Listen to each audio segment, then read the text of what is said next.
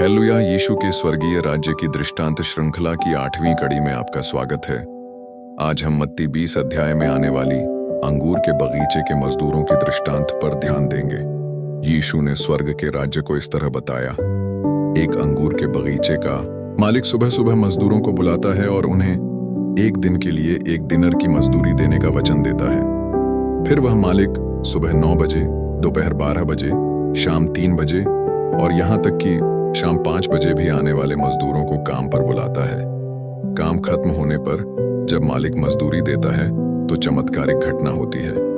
सभी को समान रूप से 1 दिनार दिया जाता है। जो लोग सुबह से काम पर थे वे शिकायत करते हैं, वे लोग तो केवल 1 घंटा काम किए हैं और उन्हें भी हम जैसे वेतन मिलेगा।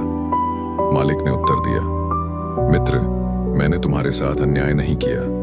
क्या हमने तुम्हें 1 दिनार का वचन नहीं दिया था? क्या मैं अपनी संपत्ति को अपनी इच्छा अनुसार नहीं दे सकता? मुख्य संदेश यह दृष्टांत हमें सिखाता है कि ईश्वर की कृपा गणना पर नहीं बल्कि उनके सार्वभौमिक निर्णय और दया पर आधारित है। ईश्वर हमें हमारी मेहनत या उपलब्धियों के आधार पर नहीं आंकते बल्कि अपनी दया और प्यार से हमें आशीर्वाद देते हैं। वे यह नहीं देखते कि हमने कितना मेहनत किया बल्कि अपनी प्रेमपूर्ण और दयालुता से हमें यह आशीर्वाद उपहार स्वरूप देते हैं। उदाहरण, एक स्कूल में शिक्षक ने छात्रों को सेवा कार्य करने के लिए कहा। कुछ छात्र सुबह से, कुछ दोपहर से और कुछ केवल अंत में थोड़े समय के लिए आए। फिर भी शिक्षक ने अंत में सभी छात्रों को समान सेवा पुरस्कार दिया।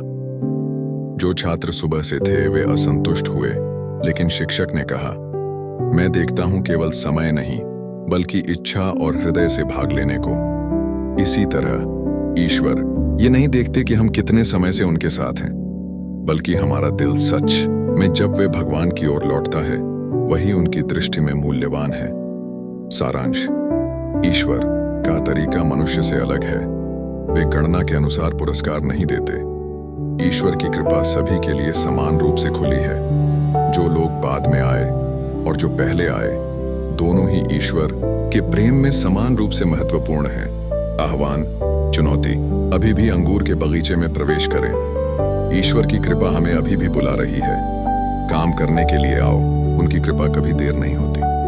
आज भी ईश्वर की कृपा और विजय आपके जीवन में बनी रहे। आमीन।